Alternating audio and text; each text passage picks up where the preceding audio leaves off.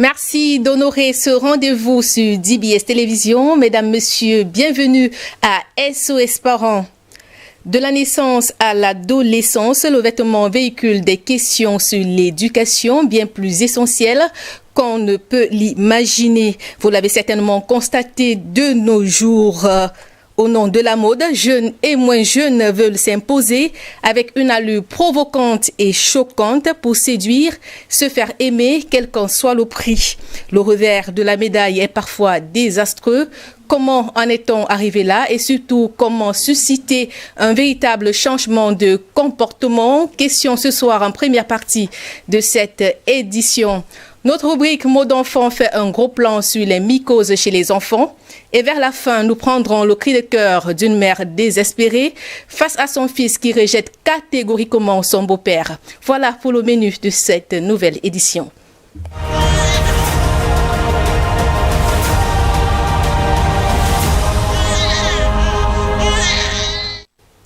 Jeans déchirés, super taille basse, tenue DVD, dos et ventre dehors.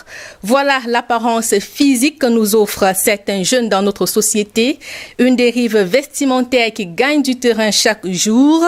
Pour tenter de déchiffrer ce phénomène de mode qui s'est emparé de la jeunesse, nous recevons une fois encore la coach Micheline Samer. Bonsoir coach. Bonsoir Adi. Bonsoir. Comment vous allez ce soir? Super bien, je suis très contente d'être là. De tout temps, coach, le vêtement a servi d'identificateur. De nos jours, doit-on dire qu'il a perdu de son importance d'antan? Non, il n'a pas perdu de son importance, mais la façon de le gérer a beaucoup changé. Moi, je suis une maman et je suis plus de la première jeunesse. Donc, vu sous ce prisme, vraiment, j'ai à redire par rapport à la jeunesse d'aujourd'hui. Mais d'un autre côté, étant coach formatrice, j'ai un autre regard encore. Donc, je suis vraiment contente d'être là. Il faut qu'on en parle. C'est un problème très important. Quel est le regard que vous portez sur le style vestimentaire des jeunes de nos jours? Les jeunes semblent avoir oublié la fonction première du vêtement qui est de nous couvrir, de nous protéger des intempéries, de protéger notre nudité. Évidemment, c'est aussi un moyen d'expression, mais c'est sa base. Les jeunes semblent l'avoir oublié et s'être focalisés sur la deuxième partie, le deuxième rôle du vêtement qui est le moyen d'expression. Alors, ils expriment des choses par leurs vêtements qui, quelquefois, ne correspondent pas à ce qui doit être. Donc, clairement, les jeunes ont besoin d'être recadrés sur la fonction première du vêtement qui est de nous protéger des intempéries. Vous imaginez, si on s'habille je prends un DVD, comme vous avez dit tout à l'heure, on est donc exposé aux intempéries, on expose notre nudité. Même si on veut par ailleurs communiquer un certain message, cette fonction première, cette fonction de base doit être rétablie. Coach, vous avez parlé d'un message quand vous communiquez. Qu'est-ce qui peut se cacher derrière cet accoutrement? Qu'est-ce que les jeunes veulent passer comme message? Vous faites bien de parler des jeunes. Lorsqu'on parle des jeunes, c'est des gens qui veulent s'affirmer, qui sont en pleine autonomisation, qui sont pour la plupart des adolescents encore. Et vous savez que à cet âge-là, l'enfant a tendance à se détacher. Il pense à arracher son indépendance. Donc, par le moyen de son habillement, il montre qu'il est quelqu'un d'autonome. Il assume qui il est. Il ne veut plus être sous le diktat des parents. Il veut s'affirmer en tant qu'être humain et malheureusement, sa façon de s'affirmer va souvent bien plus au-delà de ce qu'il voulait dire. Colin Bekatal est avec nous ce soir. Bonsoir Colin. Bonsoir Adi. Comment vous allez? Oui, très bien, merci. J'espère que toi aussi. Je vais bien, Colin. Vous avez mené une réflexion sur le style vestimentaire des jeunes de nos jours. Vous avez capté quelques réactions. C'est un élément que vous avez réalisé avec le concours de Stéphane Tietia.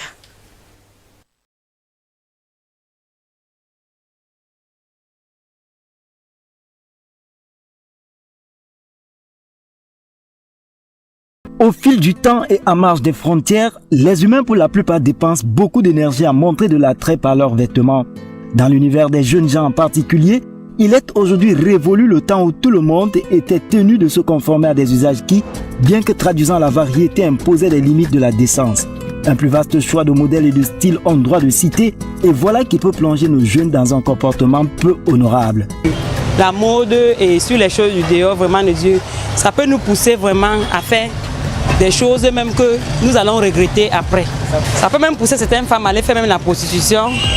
Certaines femmes, la jalousie et tout consort. Si moi je suis comme ceci, pourquoi est-ce que l'autre n'est pas comme ceci? Ça peut aussi pousser certains à rentrer dans le secteur. Déjà, quand il y a argent, ça devient grandiose. Parce que l'autre veut aussi faire, parce que l'autre est comme ceci, il veut aussi avoir. Là, c'est la concurrence et bon, ça fait beaucoup de choses. Oui, s'il est vrai que les critères vestimentaires changent en fonction du climat et des coutumes locales, les défenseurs de la pudeur voudraient bien qu'une tenue soit toujours convenable et portée avec toute la dignité qui sied au statut de la femme lorsqu'il s'agit d'elle. Les apparences peuvent être trompeuses, mais il y a des apparences qui trahissent des personnalités, souligne un proverbe oriental vieux de plusieurs millénaires. Sur les faits, c'est une vérité qui ne peut être démontée. Parfois, moi, oui, je n'ai pas dit non, je m'habille désagréablement. On se trouve en train de mettre des vêtements, tu vois, pas classe et tout au consort. Et après, on se retrouve en train d'être touché par certains vendeurs et on se plaint, tu vois. Le fait qu'un vêtement soit à la mode ne change pas l'image qu'elle projette, cette mode si capricieuse. Ceux qui se soumettent au désir qu'elle impose de vouloir à tout prix se faire accepter courent le risque d'être rejetés. Certains, pour une allure d'une journée, sont passés à côté d'une opportunité qui ne saurait rattraper le reste d'une vie entière. J'ai perdu une opportunité dans ma vie à cause de mon style vestimentaire. Bon, l'histoire, c'est que il y avait un monsieur qui avait un magasin et il avait besoin de quelqu'un pour travailler dans son magasin.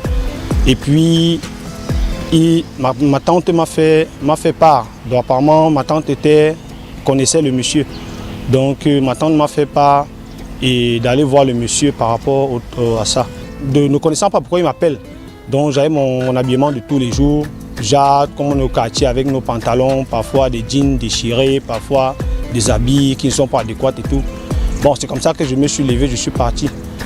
Et puis, quand je suis arrivé, le monsieur m'a vu, on s'est vu. Et puis, il a pris mon numéro de téléphone et il a dit qu'il allait m'appeler. Bon, moi, je suis rentré. Et après, quelques jours plus tard, c'est là où ma tante, un jour, me dit que je demande à ma tante mais le monsieur, par rapport au travail, il ne m'a pas appelé. C'est là où ma tante me dit que non, qu'elle lui avait dit qu'il ne m'avait pas appelé parce que ma tenue vestimentaire n'était pas correcte. Des conséquences bien plus graves sont à envisager, tant des aliénés sexuels ne restent pas indifférents à un corps couvert au strict minimum. Parfois, je te retrouve en train d'être touché par n'importe qui. Voilà. Parfois, c'est un vendeur de vêtements, c'est un vendeur de chaussures et plusieurs autres. Quand tu arrives au marché, s'il veut peut-être t'appeler ou soit te demander d'acheter quelque chose, il est toujours en train de te toucher, te calibrer de tous les côtés. Voilà, parfois ça met mal à l'aise à certains. D'autre part, il n'est pas toujours facile de se procurer autant de vêtements, encore moins de luxueux pour des jeunes gens sans emploi pour la plupart. Toutefois, des vêtements dépassés et peu soignés, des lanières recollées, des ongles cassés, rongés et un vernis qui s'écaille produiront autant un effet négatif. En définitive, qu'il soit peu ou très coûteux, un vêtement soigné et décent peut ajouter au crédit et contribuer à l'assurance de celui ou de celle qui le porte.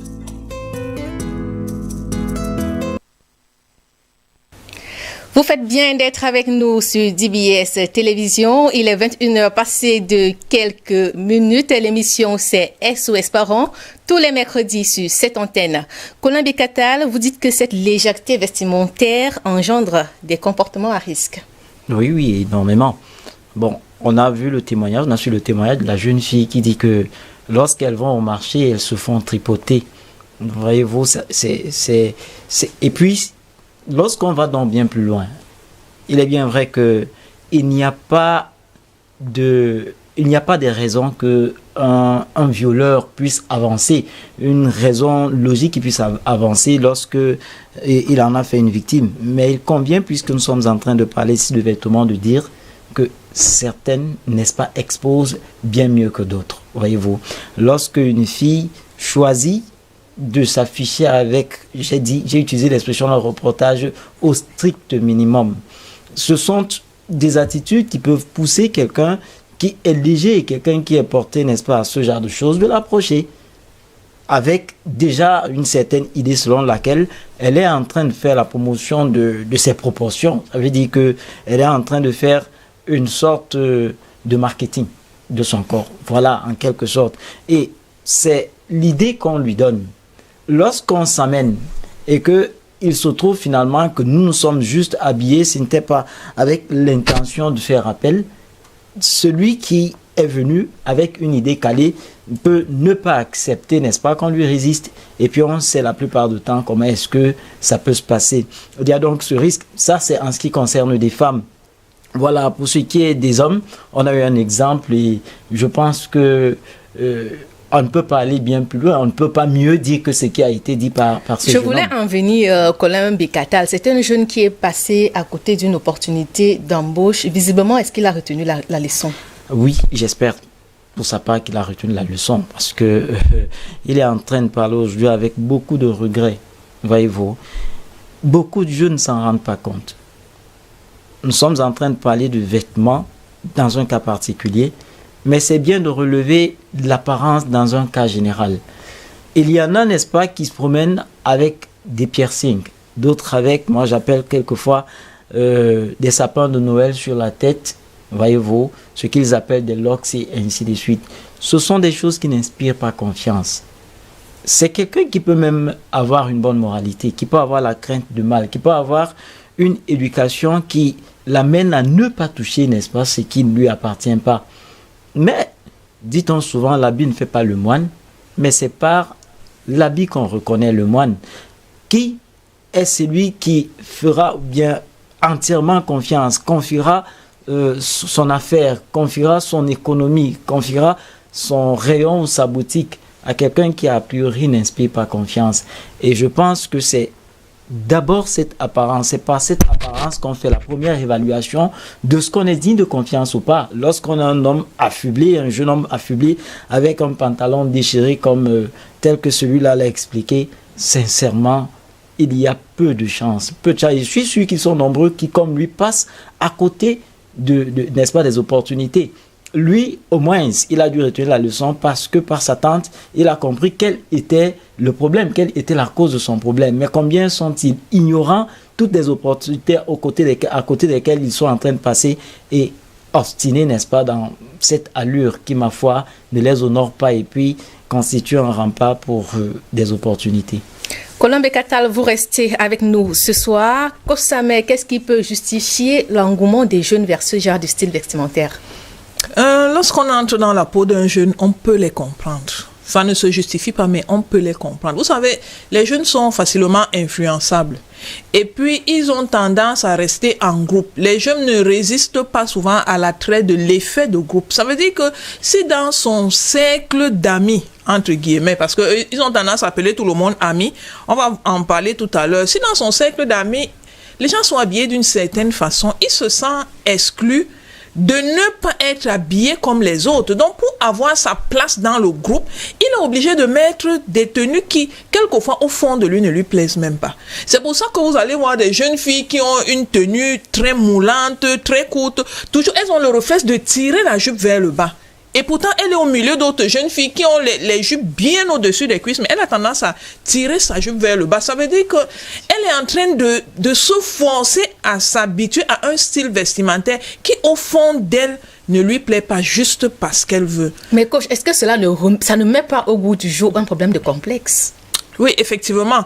Bon, moi, je n'appellerais pas ça complexe. Je n'appellerais pas ça de confiance complexe. En soi, coach. Peut-être, mais moi, je parlerais plutôt de l'attrait du groupe.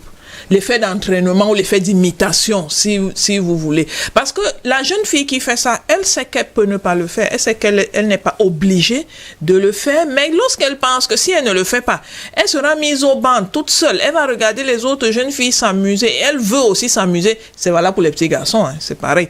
Elle se retrouve donc en train de mettre une tenue qui elle-même ne lui plaît pas. Et ce qui se passe, c'est que avec le temps, elle finit par s'habituer. Avec le temps, maintenant, ça lui plaît. C'est elle maintenant qui fait l'apologie et qui montre à d'autres jeunes filles où on vend ça, à combien on vend, les différentes modes, ainsi de suite. Donc ça, c'est la première des choses qui peut amener une jeune fille ou un jeune garçon à s'habiller comme ça. La deuxième des choses, on l'a dit au début, c'était de pouvoir s'affirmer. Lorsque vous vous habillez n'importe comment, au début, on a dit que l'habillement transmettait un message. Ça veut dire que lorsque l'habit que vous portez, vous êtes en train de communiquer aux autres que vous êtes déjà grand. Ce n'est plus papa qui vous habille, et puis avec leur style ringard, vieux jeu, maintenant là, vous êtes à la mode, c'est votre temps, vous portez ce que vous voulez. Vous voyez un peu. Donc, plus l'enfant s'habille, entre guillemets, n'importe comment, plus il dit à ses parents et aux autres personnes qu'à partir de maintenant, il s'affirme en tant que ce qu'il est. Et puis, ce n'est plus papa qui va avec lui acheter des vêtements. Coach, est-ce qu'on ne peut pas un peu questionner le rôle des parents dans tout ça? Oui, beaucoup. Beaucoup vraiment, parce que on est d'accord là-dessus, c'est le parent qui éduque l'enfant. On est d'accord là-dessus, c'est le parent qui met les fondations, qui structure ce que l'enfant va être. C'est pour ça qu'il y a certains enfants qui disent que non, moi je ne suis pas éduqué comme ça. Donc même lorsqu'il est grand, il est mal à l'aise de porter certaines tenues parce qu'il n'est pas éduqué comme ça. À quel moment a-t-il été éduqué? C'était dans l'enfance. Donc effectivement, les parents ont un grand rôle à jouer pour mettre les fondations de ce qui sera la vie de leur enfant. Et ça va donner le courage à l'enfant lorsqu'il va donc être au milieu d'autres jeunes de son âge, de s'affirmer, d'accepter que vous pouvez porter ça si vous voulez, mais moi, ça ne me convient pas. Pourquoi est-ce que je porterais quelque chose qui ne me convient pas pour vous plaire à vous, alors que moi, ça ne me plaît pas? Pour que l'enfant atteigne ce niveau, il faut que le parent ait fait un grand travail à la base. Au Colin Bekatal, est-ce que ce phénomène de mode de suivisme ne finit pas par se retourner contre les jeunes? Mais naturellement, si fondamentalement c'est pas bien, tout ce qui n'est pas bien et qu'on pratique retourne contre nous, je ne vais pas, nous souffrirons un tout petit peu de ce que nous revenions sur des exemples passés. Ce que celui-là a eu, quel plaisir avait-il à mettre un pantalon complètement déchiqueté? Mais c'est tout simplement parce qu'il a vu les autres faire. Si on lui explique pourquoi est-ce que tu mets ce pantalon, il n'est pas en mesure d'apporter des arguments vraiment solides. Il dira juste, je le mets parce que je vois d'autres personnes faire. Alors on s'est rendu compte dans la pratique, finalement, que c'est lui qui en a été le perdant. Je voudrais, avec ta permission, Adi, revenir un peu sur le fait des parents. Les parents ont une énorme responsabilité, ça c'est sûr. Alors, les enfants peuvent même constituer ce que je vais appeler la cause finale. La cause initiale étant des parents. Parce qu'il y a des parents qui, aujourd'hui, revendiquent mordicus le fait qu'ils demeurent des jeunes. Et ils pensent qu'ils se présentent, s'identifient comme étant des jeunes dans cette tenue aussi. Il y a des gens, des hommes avec, ou bien des femmes, des individus, des hommes et des femmes avec un âge certain. Voyez-vous, je ne vais pas dire un certain âge, un âge bien certain, mais difficile, il devient parfois difficile, n'est-ce pas, de le classer. On voit bien que c'est quelqu'un de mûr, mais qui dans sa tenue donne vraiment de la peine à savoir si c'est un adolescent ou pas. Alors, un enfant qui regarde son papa ou sa maman dans une tenue, entre guillemets, légère, comprendrait qu'il n'y a pas de mal à cela. Et le papa ou la maman, aujourd'hui, malheureusement, on en trouve de plus en plus, le papa ou la maman qui s'habillent de cette manière, dans la plupart des cas, ce sont des femmes, vraiment, excusez-moi de ce que je le relève, quelle honnêteté aura-t-elle, n'est-ce pas, de dire à son enfant, ce que tu es en train de mettre n'est pas bien? C'est d'autant plus qu'elle-même, elle n'y voit aucun mal. Et quel danger laissera-t-elle entrevoir dans des conseils qu'elle donnera à son enfant? Donc, les parents, sincèrement, ne sont pas forcément, parce qu'il y en a qui font beaucoup d'efforts, mais qui, malheureusement, ont la malchance de savoir que des enfants sont plus enclins à écouter et à appliquer les conseils, n'est-ce pas, qui viennent de dehors, mieux que les leurs, qui refusent même de copier leur manière d'être. Mais il convient de dire que quand on remarque ce genre d'attitude, si même les parents ne s'habillent pas de la même manière, il manque une certaine fermeté, n'est-ce pas, dans l'éducation qu'on leur inculque dans ce sens. Coach, vous êtes d'avis avec Colin que certains parents ne prêchent pas toujours par l'exemple? Oui, tout à fait, tout à fait. Il y a un phénomène qui fait que quelquefois, les parents pensent que prendre de l'âge, c'est quelque chose de négatif qu'il faut absolument combattre. Et pourtant, c'est tout à fait naturel. Personne ne peut empêcher le temps de passer. Donc, il faut que les parents eux-mêmes soient assez mûrs dans leur tête pour pouvoir assumer l'état dans lequel ils se trouvent et rester sobres Évidemment, on va parler de l'équilibre plus tard parce que non plus, on va pas demander d'être ringard, vieux jeu ou d'une autre époque. Mais il y a un équilibre qu'on peut trouver. Effectivement, le parent, lorsqu'il s'habille légèrement, il montre l'insécurité qu'il a en lui. Il montre qu'il n'assume pas l'état dans lequel il est. Malheureusement, les enfants n'ayant pas la limite que les parents ont, peut-être le parent va s'habiller léger, mais l'enfant va s'habiller complètement en 3 pièces. Et le parent sera donc mal à l'aise de recadrer l'enfant parce que lui-même, il ne prêche pas par l'exemple. Donc, effectivement, les parents doivent eux-mêmes être assez matures pour comprendre que il y a des styles vestimentaires médians. On n'est pas obligé de tomber extrêmement dans je vais dire dans la légèreté, disons les choses comme ça pour rester. Mais en même temps, on peut se faire plaisir. Il y a des tenues vraiment qui permettent de se faire plaisir. Donc, le parent doit être assez mature, assez équilibré parce que c'est cet équilibre qui contamine à son enfant. Vous savez, on éduque l'enfant par ce qu'on lui dit. On éduque l'enfant par ce qu'on fait. Mais on éduque l'enfant aussi par ce qu'il voit et qu'on ne lui a pas montré. Ça veut dire que si vous dites à l'enfant que ta tenue là, elle est légère, il faut bien t'habiller, que le parent lui-même montre à l'enfant que la bonne tenue, c'est la tenue qui n'est pas trop courte. C'est la tenue qui n'est pas trop moulante et c'est la tenue qui n'est pas trop transparente. Que le parent lui-même commence par savoir ça. Que le parent lui-même commence par vivre ça pour que l'enfant sache même quel est le repère pour lui permettre de savoir comment, est-ce que quelqu'un est bien habillé ou non. Parce que tel qu'on est en train de partir, finalement, l'enfant ne sait même pas à quel moment quelqu'un est bien habillé, à quel moment il n'est pas bien habillé. Parce que personne ne lui a même dit comment on est bien habillé. Coach, je voulais justement en venir. Est-ce qu'au sein de nos familles, la question du vestimentaire est véritablement débattue? Est-ce qu'il y a une éducation qui est faite aux enfants? Non, parce que la question de l'éducation n'est pas, je vais dire, comme un chapitre, c'est-à-dire qu'un chapitre de l'éducation, c'est quelque chose qui va de soi. On forme l'enfant tout seul juste par ce qu'on fait et puis il constate. Très rares sont les parents qui essayent les enfants pour dire que mon enfant, sache que la fonction première de l'habit, c'est de couvrir ton corps des intempéries, c'est de te protéger, c'est protéger ta nudité et c'est de transmettre un message. Il y a très peu de parents qui essayent l'enfant pour dire ça. Et pour lui ajouter que mon enfant, si tu veux être bien habillé, il faut que ta tenue ne soit pas trop courte, qu'elle ne soit pas trop moulante et qu'elle ne soit pas transparente. Certains parents le savent, mais combien de parents essayent l'enfant pour dire que mon enfant, voilà comment tu vas faire. Ce que les parents font, c'est qu'ils éduquent l'enfant par le genre d'habits qu'ils vont acheter. Parce que lorsque l'enfant est petit, on lui demande pas encore ce qu'il veut porter, on lui achète certains habits. Lorsqu'on lui achète ces habits, il s'habitue à ça. Et le jour où on lui demande que mon ami, tu veux quel habit? Il va demander ça. Parce que le phénomène de mode, justement, fait que l'habit que le parent a acheté à son enfant, c'est parce qu'il a vu ça dans les médias ou il a vu ça sur l'enfant de l'autre. Donc, il ne se soucie pas de savoir est-ce que cet habit est un habit, entre guillemets, normal. Le parent lui-même est le premier à coller à la mode. Ça fait que le jour où on demande à l'enfant qu'est-ce que tu veux porter, il dit ce qu'il voit tout le monde porter sans se poser les vraies questions. Est-ce que ça joue vraiment son rôle? Colin Bekata, les jeunes sont-ils conscients de l'image qu'ils renvoient dans cette tenue? Alors, dans la plupart des cas, non. En réalité, eux, ce sont des tenues, ils se sont habillés, ça va de soi. Pourvu qu'ils se sentent appréciés, bien entendu, dans leur groupe. Nombreux sont-ils qui ignorent le message, n'est-ce pas, qu'il y véhicule et des conséquences éventuelles qu'ils pourraient y rencontrer. C'est des suivistes. Alors, le suiviste ne se pose pas beaucoup de questions. Il ne se remet pas en question. Il a vu faire et il entreprend de faire. Donc, ils sont, ma foi, complètement crédules.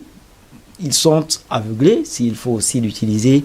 Ils ne sont pas conscients de l'image, du message. Voilà, ils sont habillés pour eux et puis ça suffit. Pour les parents qui veulent recadrer les enfants, Colin, est-ce que c'est toujours aisé au niveau de la famille? Est-ce qu'il n'y a pas des enfants qui peuvent opposer une résistance à cela? La plupart du temps, c'est ce que nous trouvons. Parce que les enfants sont sous l'influence des médias. Les enfants sont sous l'influence des revues. Les enfants sont sous l'influence des réseaux sociaux. Les enfants sont sous l'influence de leurs camarades. Et la plupart du temps, voyez-vous, ils les passent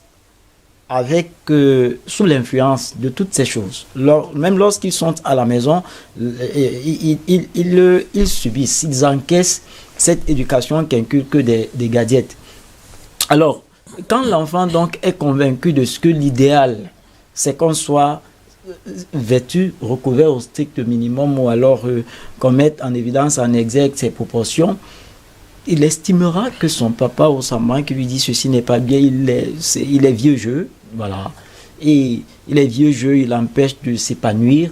Et il y a des expressions qui reviennent souvent. On entend souvent des enfants dire trivialement « Laissez-moi vos choses de vieux là, nous ne sommes plus à votre époque » et ainsi de suite. Bon, ça devient difficile, mais ce n'est pas, ça ne donne pas aux parents, n'est-ce pas? Ça ne, comment je vais dire, ce n'est pas une raison pour le parent de baisser les bras, quoi qu'il en soit. Il a le devoir, avec un certain tact, bien entendu, de faire savoir à son enfant que je sais ce qui est mieux pour toi. Tu ne te rends pas compte de l'image que tu rejettes et même des dangers, n'est-ce pas, auxquels est-ce que tu t'exposes. Coach, comment est-ce qu'on peut fixer les limites sans créer de tension? Une fois, votre question me rappelle une jeune fille que j'ai reçue en coaching un jour.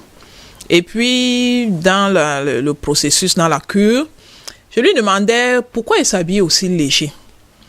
Elle dit que c'est comme ça que tout le monde s'habille. Donc, elle s'habille comme ça parce que les autres s'habillent comme ça. J'ai compris, les autres s'habillent comme ça. Mais toi, tu t'habilles comme ça. Pourquoi? Elle réfléchit, elle dit que non, elle ne sait même pas, elle ne s'est jamais vraiment posé la question. Elle sait que c'est comme ça qu'il faut s'habiller et puis, bon. À force de poser des questions, elle me répond que, bon, elle s'habille aussi comme ça parce que elle veut plaire. Quand les hommes ne la draguent pas, elle a l'impression que elle a quelque chose en elle qui ne va pas. Alors, il faut qu'elle montre ses atouts, justement pour attirer les jeunes hommes à la draguer. Je lui demande donc, bon, si un jeune homme vient te draguer, là maintenant, tu es prêt à accepter ses avances? Elle dit non. Je dis, mais je comprends pas la logique. Tu veux qu'on te drague et puis si on vient te draguer, tu n'es pas prêt à... Finalement, pourquoi tu fais ça? Donc, à la fin, on est tombé d'accord qu'elle veut juste se rassurer qu'elle peut séduire. C'est juste ça. Mais malheureusement, comme Colin disait, ça ne s'arrête pas à ça. Quand vous avez donc séduit quelqu'un, lui, il s'attend à une suite. Oh, vous, c'était juste pour vous rassurer. Donc, ça, c'était la première partie. Maintenant, qu'est-ce que les parents peuvent faire? Je préfère revenir à ça parce que nous sommes ici dans une émission qui doit éduquer les parents pour qu'ils aillent à leur tour éduquer les enfants. Il faut que les parents soient vraiment conscients qu'au-delà de ce qu'ils portent, même ce qu'ils disent a de l'effet sur leurs enfants. Lorsque les parents sont à la maison, on regarde la télé ensemble, et puis vous voyez quelqu'un qui est habillé très moulant. Quel genre de commentaires vous faites? Est-ce que vous appréciez la tenue? Est-ce que vous appréciez les formes? Est-ce que vous appréciez la statue? Lorsque vous faites ça, vous êtes en train de dire à l'enfant que c'est bien, c'est ce qu'il faut faire. Mais si vous dites, mais c'est quoi ça? Qu'est-ce qu'elle porte comme ça? Comment elle peut passer à la télé avec une pareille tenue? L'enfant comprend que ça, c'est quelque chose qui est anormal. Maintenant, les parents doivent aussi avoir un certain équilibre. Vous savez, on a dit tout à l'heure que les tenues, c'était un moyen d'expression. On n'exprime pas la même chose tous les jours. Ça veut dire que si vous allez peut-être comme ce jeune allait à un entretien d'embauche, la tenue qu'il avait, ce n'était pas une mauvaise tenue, mais elle n'était pas appropriée pour l'occasion. Donc, nous devons apprendre aussi à nos enfants que toutes les tenues ne sont pas mauvaises, mais il faut que la tenue correspondent à l'occasion. Par exemple, vous n'irez pas à l'école avec la tenue de la plage, c'est un exemple. Ou vous n'irez pas au sport en costume cravate, par exemple. Donc, il faut que les parents soient quand même conscients qu'il y a un équilibre qu'il faut avoir et que chaque tenue signifie quelque chose et chaque tenue correspond à une situation et il faut éduquer les enfants par rapport à ça. Coach, très souvent, à l'âge de l'adolescence, les enfants ont leur mot à dire. Ils veulent choisir leurs vêtements, considérant leurs parents, vous l'avez dit, on l'a dit dans cette émission, un peu vieux jeu. Comment leur faire comprendre qu'on peut avoir du style sans toutefois être extravagant? La première des choses qu'il faut comprendre, c'est que c'est tout à fait normal. On l'a déjà dit, éduquer l'enfant, c'est l'autonomiser. Vous avez fini l'éducation de votre enfant. Lorsque vous l'avez rendu autonome, ça veut dire qu'il sait déjà prendre des décisions et de bonnes décisions tout seul. Comment va-t-il donc s'entraîner à prendre des décisions si vous êtes toujours en train de lui imposer les choses, en train de lui acheter les habits? Ça, c'est des choses qu'on fait à la base quand l'enfant est petit. Mais maintenant, de temps en temps, lâchez du lest, laissez-le s'exprimer, laissez-le montrer son individualité. C'est ça qui vous permet de savoir quelles sont même ses tendances. Est-ce que ça va dans le sens de ce que vous lui apprenez ou alors il a une façon de penser autre. Ce qui est certain, c'est que lorsqu'il sera adulte, il aura ses choix à lui qu'il va assumer. Mais quand l'enfant est petit, le parent doit le cadrer autant que possible dans ses goûts vestimentaires pour que même lorsqu'il soit grand, une pensée biblique dit que si on élève l'enfant lorsqu'il est petit, même lorsqu'il grandira, il ne s'en écartera pas. Et il y a beaucoup d'adultes aujourd'hui qui disent que non, je suis pas éduqué comme ça, je suis pas à l'aise pour porter telle ou telle tenue. C'est pour dire que le parent a vraiment un rôle à jouer. Maintenant, comment faire avec l'enfant? Il faut tout simplement le laisser. Il faut lui permettre d'exprimer son individualité, d'exprimer ses goûts. Et tant que vraiment ce n'est pas quelque chose de vraiment extravagant, permettez-lui d'être lui-même. C'est un être humain finalement. S'il est porté vers certaines tenues, tant que vraiment ce n'est pas, extravagant comme je l'ai dit, permettez-lui d'être lui-même. Colombe Catal, vous avez parlé tout à l'heure de la société, des médias qui contribuent à promouvoir d'une façon ou d'une autre ce style vestimentaire. Comment renverser la tendance? Comment renverser ce phénomène qui s'est emparé des jeunes? Puisqu'on parle d'enfants, on ne peut pas ne pas parler de parents. Et je pense qu'il faut à la base une communication franche. Une communication dans laquelle il faut beaucoup de dignité aussi. Parce que des parents, des enfants qui grandissent, des enfants qui sont adolescents, veulent être autonomes. C'est eux qui portent leurs habits, voyez-vous, et ils veulent bien que on ne leur impose systématiquement pas un chemin très drastique à suivre. Mais néanmoins, le parent a un droit de regard sur ce que va devenir son enfant. Il faut donc une communication. Dans la communication, il n'est pas question ici d'imposer, mais d'amener l'enfant à découvrir. Ça veut dire que d'amener l'enfant par lui-même à découvrir quel est le mal, n'est-ce pas, qu'il y a à mettre telle tenue, ou quel avantage il y aurait à mettre telle autre tenue. Ce n'est pas le lieu de faire le bras de fer, parce que le bras de fer amènera l'enfant à se révolter davantage. Mais dans la discussion, tu disais des questions, procéder par des questionnements, mener l'enfant à comprendre comment est-ce qu'il se sentirait si par exemple on l'assimile à telle ou telle autre personne. Est-ce qu'il trouve que qu'on l'assimile à tel individu, lui, il serait un repère fiable pour ses cadets, pour la société. Peut-être en procédant comme ça, l'enfant arrivera par lui-même à tirer une conclusion selon laquelle mon père ne me l'impose pas parce qu'il ne veut pas me voir heureux, mais c'est davantage parce que il veut que je sois content. L'enfant découvre par lui-même le bien fondé d'une tenue décente. Et alors, lorsqu'il ira acheter, il tiendra bien compte, pas du point de vue de son papa, mais du sien qui est conforme, n'est-ce pas, à ce qu'accepte la morale. Coach, il y a des enfants quand même qui réussissent à déjouer les parents qui protègent et qui mettent des balises. Il sort de la maison bien habillé et puis on le retrouve en route avec une autre tenue. Comment éviter ce genre de situation avec les enfants? Ou bien comment même d'abord savoir, coach, comme si son enfant fait cela? Si un parent ne sait pas que son enfant fait ça, ça veut dire que il ne regarde pas vraiment bien son enfant, il n'ouvre pas l'œil, il fait le basique. Vous savez, il y a une différence entre élever l'enfant et éduquer l'enfant. Élever l'enfant, c'est le nourrir, blanchir, soigner, ainsi de suite, tout ça. Éduquer l'enfant, c'est de lui inculquer des valeurs qui vont être les balises de sa vie. Et lorsque vous avez réussi à le faire, vous êtes presque sûr que votre enfant ne va pas vivre ce qu'on appelle une double vie. Moi, dans mon cas, j'ai de grands adolescents, je vous ai déjà dit ça. Lorsqu'ils étaient un peu plus petits, on allait faire les achats ensemble et ils étaient contents de ce que j'achetais. Mais lorsqu'ils ont grandi un peu plus, lorsqu'on allait faire les achats, on rentrait maintenant fâché. Chacun boudait de son côté, parce que lorsqu'on arrive dans le magasin, moi je trouve que l'habit si est bien pour toi, et trouve que non, ce n'est pas bien. Soit maintenant c'est moi qui achète parce que c'est moi qui paye, alors il se met à bouder. Soit bon, je lui permets de prendre, mais je suis pas content de payer ce qui me plaît parce que c'est moi qui boude. Maintenant on rentrait en queue de poisson. Mais ce qui s'est passé, c'est qu'avec la communication, on a remis les bases de ce qui doit être une tenue décente, avec tout ce que ça comporte comme équilibre, comme maturité. Et maintenant qu'ils sont un peu plus grands, je ne sais même plus quel je suis allé acheter encore des habits avec eux. Ils vont même acheter leurs habits. Et lorsqu'ils arrivent, je ne demande même pas que vous avez acheté quoi. Je sais qu'ils ont acheté des habits qui correspondent à la norme. De toutes les façons, le jour où ils vont porter ça, je vais voir. Maintenant, comment savoir que l'enfant joue un double jeu? C'est quand petit à petit, vous avez lâché du lest. Chers parents, de temps en temps, laissez vos enfants acheter ce qu'ils veulent. Laissez-les porter ce qu'ils veulent. Ça vous permet de voir quelle est la tendance Comme ça, vous ne serez même pas surpris de savoir que cet enfant-ci, il est capable de changer même l'habit. Puisque le jour où je l'ai laissé, il a porté carrément un DVD. Mais quand j'insiste, il porte un habit qui le couvre. Ça veut dire qu'il a tendance. Et puis, vous commencez plutôt à travailler sa compréhension des choses. Donc, il ne s'agit pas de traquer l'enfant, de fouiller son sac. Vous savez, quand l'enfant grandit, quand le parent vieillit, l'enfant grandit. Ça veut dire qu'à un moment, la force physique, même pour le faire, vous ne l'aurez plus. Vous avez d'autres préoccupations. Donc, il vaut mieux sensibiliser l'enfant à ne pas jouer le double jeu, à affirmer ce qu'il est, et vous, à être équilibré. Ça veut dire que permettez-lui d'être lui-même, mais veillez à ce qu'il ne traverse pas la décence. Évidemment, si l'enfant traverse la ligne rouge, vous devez sévir. Il s'agit de la vie de votre enfant. Imposez-vous chez vous. C'est vous qui avez encore en charge l'éducation de vos enfants. Les parents ont souvent tendance à dire que si tu te sens trop grand, sors de chez moi. C'est un peu excessif, mais quelquefois, c'est la vérité. L'enfant, tant qu'il est chez vous, il doit marcher d'une certaine façon. Et quelquefois, je vais vous dire, je reçois un coaching des enfants qui remercient leurs parents d'avoir été durs avec eux.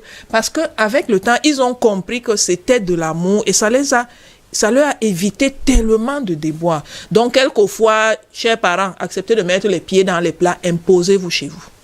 Et c'est bien dit, coach. Nous allons marquer une pause pour prendre notre rubrique mots d'enfant. Ce soir, on fait un gros plan sur les mycoses. Voici les explications du docteur Belek Joseph, rencontré par Cynthia Ngwemo et Thierry Selanet.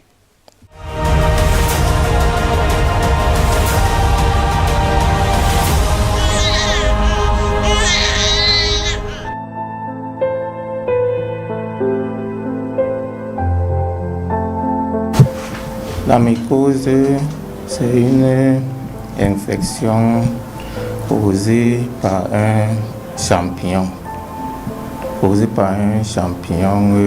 Dans n'importe quelle partie de l'organisme. Donc il faut savoir qu'on peut retrouver les mycoses au niveau de la tête. Donc là on parle de la teigne. On peut trouver les mycoses au niveau de la bouche.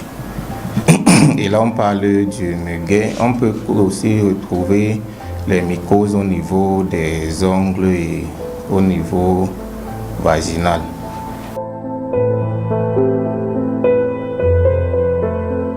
Les symptômes dépendent de la localisation.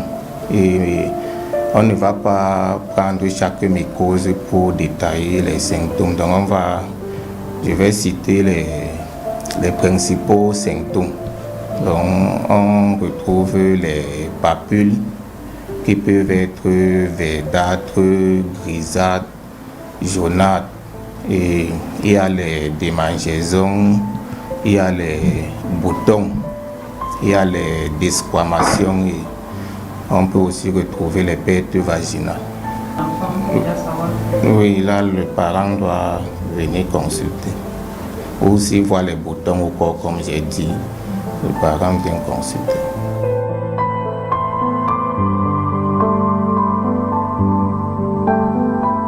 Ce qui cause les mycoses, c'est les champignons, comme j'ai dit. Et le champignon le plus reconnu, c'est le Candida albicans.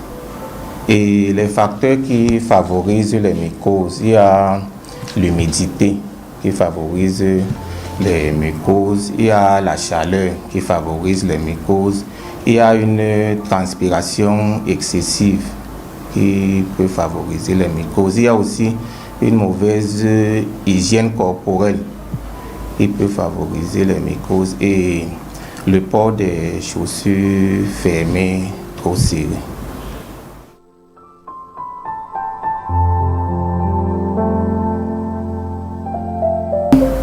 On reçoit un enfant en consultation pour une mycose. Donc on demande toujours si peut-être d'autres enfants dans l'entourage ne présentent pas les mêmes symptômes. Et si tel est le cas, d'habitude on fait un traitement pour toute la famille et pour tout l'environnement une fois. La mycose, ce n'est pas conseillé de gérer à la maison.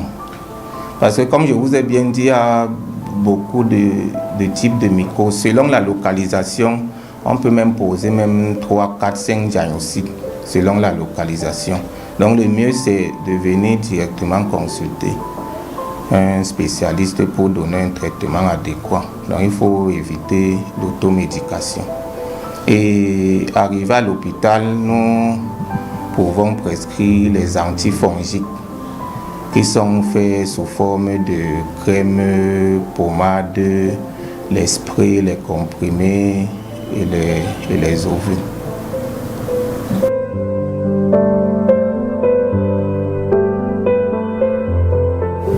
Pour éviter les mycoses, il faut bien laver sa literie avec un désinfectant. Il faut bien laver ses mains. Il faut avoir une bonne hygiène corporelle. Et entre autres, il faut éviter de gratter la partie contaminée, de peur de contaminer la partie saine. Et il faut aussi éviter d'échanger les vêtements, les sous-vêtements, les serviettes.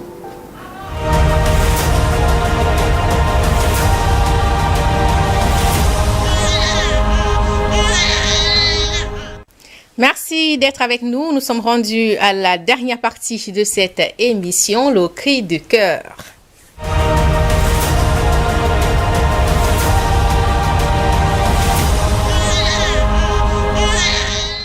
Cette semaine, c'est un parent bouleversé qui nous a écrit. Je vais tout de suite vous lire sa correspondance. Bonsoir Adi, bonsoir aux invités sur le plateau. Je suis Madame Larry Caban. Je vous écris depuis Abidjan, en Côte d'Ivoire. Je suis avec beaucoup d'intérêt votre émission et puisque vous nous donnez cette opportunité, je m'en remets à vous ce soir, très bouleversé par une situation qui me tracasse depuis des mois. Mon fils aîné de 13 ans ne supporte pas mon mari, avec qui nous vivons depuis 5 ans. Son frère cadet s'entend très bien avec leur beau-père. Tous les deux adorent leur petite sœur que nous avons eue, mon mari et moi. Il y a 3 ans. De son côté, mon mari a 2 enfants. Nos 5 enfants s'entendent plutôt bien. Tout irait pour le mieux si mon fils n'était pas si agressif avec son beau-père. Il refuse tout ce qui vient de lui. Malgré mes tentatives de dialogue, il refuse de dire pourquoi. Son père est décédé quand il avait 3 ans. Je me demande s'il ne reproche pas à son beau-père d'être là. Mon mari, très sensible et affectueux, vit très mal la situation. J'ai besoin de savoir ce que je peux faire en tant que mère. J'aimerais aussi obtenir quelques astuces pour mon conjoint qui est sur le point de tout laisser tomber. Je tiens beaucoup à l'harmonie de ma famille. Je ne supporte plus de voir mes 2 amours constamment en conflit. Merci et bon vent à l'émission. Coach Samet, un enfant qui ne supporte pas la présence de son beau-père. C'est assez embarrassant quand même pour la mère. Oui, c'est vrai, c'est embarrassant, mais ça peut se comprendre, c'est humain. Chaque enfant est attaché à son parent, donc quand on lui amène un parent de remplacement, il y a un phénomène de rejet. C'est un peu comme une partie de votre corps qu'on coupe lorsqu'on vient faire une greffe. Humainement, le corps a d'abord l'instinct de rejet, donc on peut comprendre. Maintenant, ce n'est pas une situation définitive. Il y a des astuces pour rendre la relation quand même viable. Donc, on peut comprendre. Colombe Catal, quand vous écoutez la correspondance de cette dame, quel est votre premier commentaire? Bon, je suis un tout petit peu intrigué tout de même parce que je me rends compte que ce monsieur prend en charge cet enfant depuis qu'il a l'âge de 3 ans. Donc, même s'il sait que son papa est mort, il pouvait depuis ce temps être habitué à accepter ce monsieur comme étant son papa. Maintenant, il y a des détails qui nous échappent. On ne sait pas avec quelle allure. Est-ce que le monsieur, n'est-ce pas, aborde ce garçon maintenant qu'il est en train de grandir? Vous savez, l'affection, c'est quelque chose qui grandit et qui peut s'estimuler aussi. La maman ne nous a pas dit, peut-être ignore-t-elle quelle est la constitution affective de ce monsieur, de cet enfant, par rapport, n'est-ce pas, aux relations qu'il entretient depuis un bon bout de temps avec ce monsieur. Ce monsieur peut se présenter comme étant quelqu'un de sympathique, quelqu'un d'affectueux, mais avoir aussi des attitudes qui échappent à la maman, qui font que le garçon se rebelle, il se révolte. Ce sont des détails, n'est-ce pas, qui nous échappent et il sera très très difficile pour nous d'arriver à une conclusion, ma foi, adéquate. Mais comme disait le coach, par nature, il y a des individus qui sont incompatibles, qui ont des personnalités incompatibles. On a beau tout faire, l'un n'acceptera pas l'autre. Avec du temps, peut-être s'est-il rendu compte de ce que ce n'est pas lui mon père, et mon père aurait pu me traiter mieux que ce qu'il est en train d'apporter. Et il ne dépend pas de ce beau-père, malheureusement, d'établir, n'est-ce pas, la mesure convenable de l'amour que l'enfant attend de lui. Peut-être fait-il des efforts, et si l'enfant trouve que c'est toujours insuffisant, ce sera trop difficile pour lui, n'est-ce pas? Et comme le disait Coach Samet, je pense que l'enfant est déjà à l'âge de comprendre. De temps en temps, sans brutaliser, avec beaucoup de patience, il faut essayer de négocier, il faut essayer de communiquer, essayer de chercher, savoir quelles sont ses craintes, quelles sont ses aspirations, et peut-être avec du temps et des prières, la situation pourrait s'améliorer. Coach, qu'est-ce qui peut se cacher derrière cette hostilité vis-à-vis du beau-père? La première des choses, c'est que l'enfant grandit. Moi, ce que je vois, c'est que c'est un adolescent, il est en pleine puberté, donc il y a un tsunami d'hormones dans son corps, lui-même ne se reconnaît pas, il ne comprend pas ce qui lui arrive, parce que c'est quand même ce même homme qui est là à côté depuis qu'il a, si j'ai bien fait le calcul, ça peut faire... Non, le père est mort depuis 3 ans, elle est avec le monsieur, oui, plus ou moins. Oui, pourquoi aujourd'hui ça clash alors que c'est ce père qui est là depuis?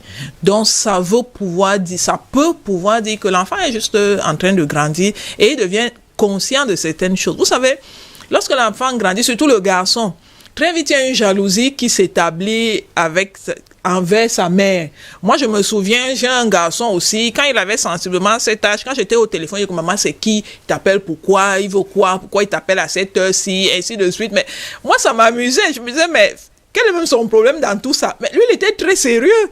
Donc, c'est pour dire que quand l'enfant grandit, surtout le garçon, il commence à se sentir homme et puis il commence à surveiller sa mère. Quel est ce monsieur qui tourne là? Bon, au début, il était inconscient. Maintenant, là, quel est ce monsieur? En plus, ils passent la nuit ensemble. Qu'est-ce qu'ils font même la nuit là-bas? Il y a une jalousie qui commence à remonter et puis il commence à ne plus aimer cette personne. Vous savez, le premier amour du petit garçon, c'est sa mère.